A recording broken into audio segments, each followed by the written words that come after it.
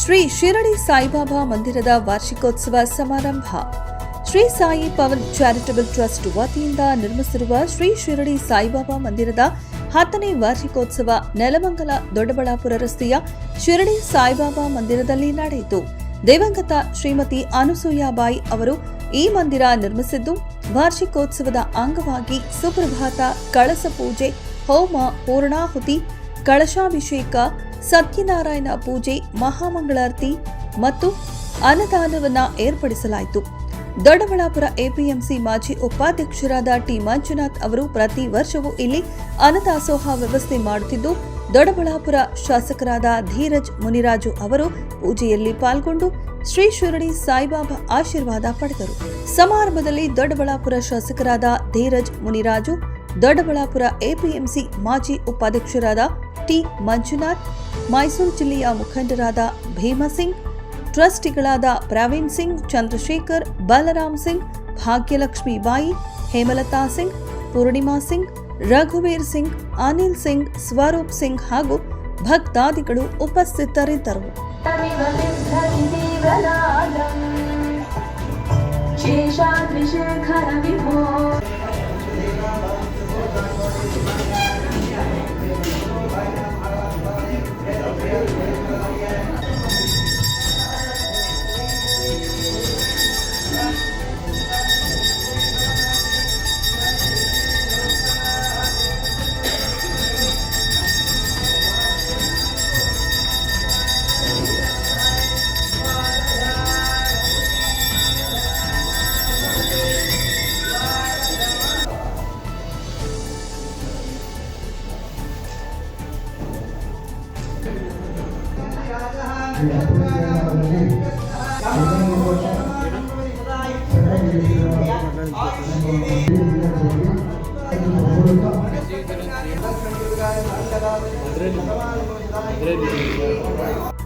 ಇಲ್ಲಿ ಸಾಯಿ ಪವನ್ ಚಾರಿಟಬಲ್ ಟ್ರಸ್ಟ್ನವರು ಸಾಯಿ ಮಂದಿರವನ್ನು ನಿರ್ಮಿಸಿ ಈಗ ಇವತ್ತಿಗೆ 10 ವರ್ಷಗಳಾಗಿದೆ.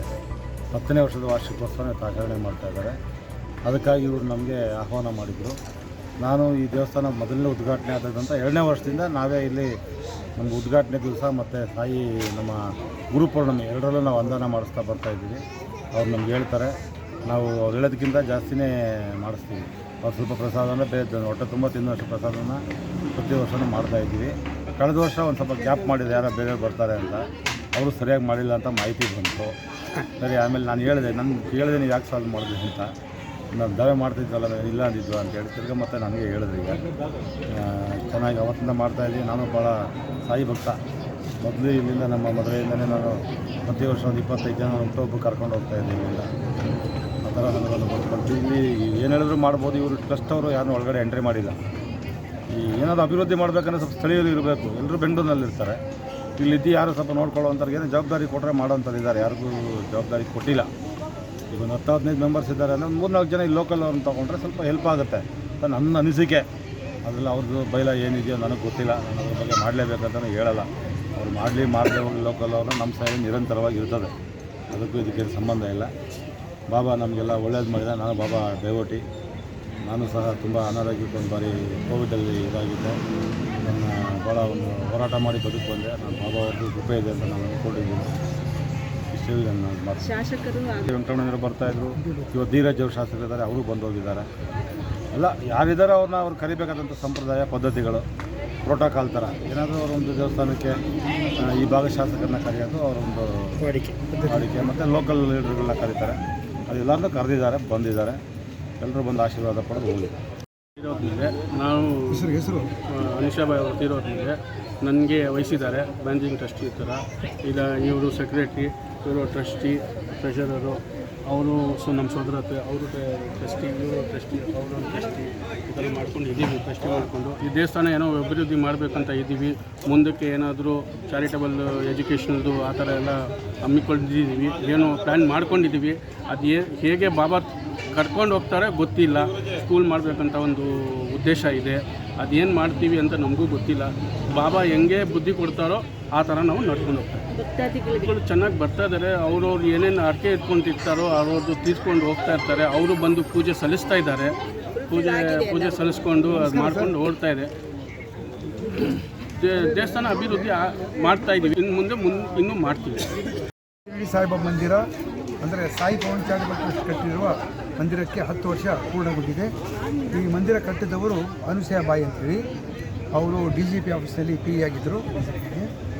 ಅವ್ರಿಗೇನೋ ಆಸೆ, ಯಾಕಂದರೆ ಬಾಬಾ ಮೇಲೆ ಭಾಳ ಭಕ್ತಿ ಅವರಿಗೆ. ಅದಕ್ಕೆ ಇಲ್ಲಿ ಮಂದಿರ ಮಾಡಬೇಕು ಇಲ್ಲಿ ಕಟ್ಟಿದರು, ಭಾಳ ಅಚ್ಚುಕಟ್ಟಾಗಿ ಕಟ್ಟಿದ್ದಾರೆ.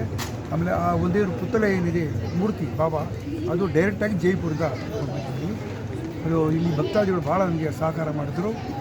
ಆ ಒಂದು ಬೇಸ್ ಮೇಲೆ ನಾನು ನಡ್ಕೊಂಡು ಬಂದೆ. ಅದರಲ್ಲಿ ನಮಗೆ ಈ ಮಂದಿರಕ್ಕೆ ಭಾಳ ಮುಖ್ಯವಾಗಿ ದೇವನಿಂದ ಅಂದರೆ ಪ್ರಾರಂಭ ಮಾಡಿದ್ದ ಇದುವರೆಗೂ ಕೂಡ ಮಂಜುನಾಥ್ ಇವರೇ, ಮಂಜುನಾಥ ಅಂತ ಭಾಳ ಸಹಕಾರ ಮಾಡಿದ್ದಾರೆ. ನಮಗೆ ನಿಜ ಹೇಳಬೇಕಾದ್ರೆ ಎದುರುಗಡೆ ಅವರು ಹೇಳಬಾರ್ದು, ಬಟ್ ಪರಮ ಭಕ್ತರು, ಅದಕ್ಕಿಂತ ಹೆಚ್ಚಿಗೆ ಭಾಳ ಸೇವಾಕರ್ತರು. ಆಮೇಲೆ ಏನು ವಿಶೇಷ ಅಂದರೆ ಈ ದೇವಸ್ಥಾನದ್ದು ಬೆಂಗಳೂರಿಂದ ಹೋಗೋರು ಈ ದೇವಸ್ಥಾನ ಬಂದೇ ಬರ್ತಾರೆ. ಯಾಕಂದರೆ ಶಿರಡಿನಲ್ಲಿ ಏನಾಗಿದೆ, ಶಿರಡಿ ಸಾಯಿಬಾಬಾ ಮಂದಿರ ಆದ ತಕ್ಷಣವೇ ಶನಿ ಶಿಂಗಣಾಪುರದ ಒಂದು ದೇವಸ್ಥಾನ ಇದೆ, ಭಾಳ ಪ್ರಸಿದ್ಧವಾದ ಉದ್ಭವ ಮೂರ್ತಿ ಅಂತ ಹೇಳ್ತಾರೆ. ಅದೇ ರೀತಿ ಇಲ್ಲಿ ಕನಸವಾಡಿಯಲ್ಲಿ ಏನು ಚಿಕ್ಕಮದ್ರೆ ಅಂತ ಹೇಳ್ತೀವಿ, ಅಲ್ಲಿ ಶನಿ ಭಗವಾನ್ ದೇವಸ್ಥಾನ. ಸೊ ಪಕ್ಕದಲ್ಲಿ ಶಿರಡಿ ಸಾಯಿಬಾಬಾ. ಅಲ್ಲಿ ಹೋಗೋರು ಬರೋವಾಗ ಇಲ್ಲಿಗೆ ಬರ್ತಾರೆ, ಅಥವಾ ಇಲ್ಲಿಗೆ ಬರೋರು ಇದನ್ನು ಮುಗಿಸ್ಕೊಂಡು ಅಲ್ಲಿಗೆ ಹೋಗ್ತಾರೆ. ಅದು ಭಾಳ ವಿಶೇಷ. ಆಮೇಲೆ ಭಾಳ ಇಲ್ಲಿ ಸುತ್ತಮುತ್ತಲ ಜನನೂ ಹೇಳ್ತಾರೆ, ಈ ಮಂದಿರ ಬಂದ ಮೇಲೆ ನಾವೆಲ್ಲ ಏನು ಬೇಡ್ಕೊಂಡಿದ್ದೀವಿ ಅದೆಲ್ಲ ಸ್ವಲ್ಪ ಆಗ್ತಾಯಿದೆ ಅಂತೇಳಿ. ನಮಗೂ ಅಷ್ಟೇ, ನಾವು ನಮ್ಮ ಎಕ್ಸ್ಪೀರಿಯೆನ್ಸು ಅದೇನೇ. ಇಷ್ಟು ದೂರ ನಾವಿರೋದು ಬೆಂಗಳೂರಲ್ಲಿ ಶಿವಾಜಿನಗರ, ಆದರೂ ಕೂಡ ನಾವು ಈ ಕಾರ್ಯಕ್ರಮ ಅಥವಾ ದೇವಸ್ಥಾನ ಅಂದಾಗ ನಾವು ಬಂದೇ ಬರ್ತೀವಿ. ನಾವು ಕೇಳಿದ್ರೆ ಭಗವಂತ ಇವತ್ತು ಕೊಡಲಿಲ್ಲ ಅಂತ ಹೇಳಿಲ್ಲ ಬಾಬಾ. ಹಂಗಂತೇಳಿ ನಾವು ಮೈಸೂರು ಪ್ಯಾಲೇಸ್ ಕೊಡೋ, ವಿಧಾನಸೌಧ ಕೊಡೋದು ನಾವು ಕೇಳಲಿಲ್ಲ. ನಮ್ಗೆ ಏನು ಬೇಕೋ ನೋಡಿ ಕೊಡಿ ಬಾಬಾ ಅಂತ ಹೇಳಿದ್ವಿ, ಅದನ್ನು ಪೂರ್ಣಗೊಳಿಸಿ. ಆರೋಗ್ಯ ಅದು ಮೇಯ್ನು ಆರೋಗ್ಯ, ಭಾಳ ಆರೋಗ್ಯ. ನನ್ನ ಏಜು ನಿಮಗೆ ಆಶ್ಚರ್ಯ ಆಗ್ಬೋದು, 75 ವಯಸ್ಸು ಆಯಿತಾ. ಯಾರೂ ನಂಬಲ್ಲ. ಅಂದರೆ ಬಾಬಾ ಸೇವ್ ಮಾಡ್ಕೊಂಡಿದ್ದಕ್ಕೋಸ್ಕರ ನಾನು ಇವತ್ತು ಈ ಮಟ್ಟಿಗೆ ಇದ್ದೀನಿ. ಅದು ಬಾಬಾ ಅವರ ಕೃಪೆ. ಧನ್ಯವಾದ. ಚಂದ್ರಶೇಖರ್ ಅಂತ ಈ ಒಂದೇನು ಟ್ರಸ್ಟ್ ಇದೆಯೋ ಆ ಟ್ರಸ್ಟ್ನ ಕಾರ್ಯದರ್ಶಿ.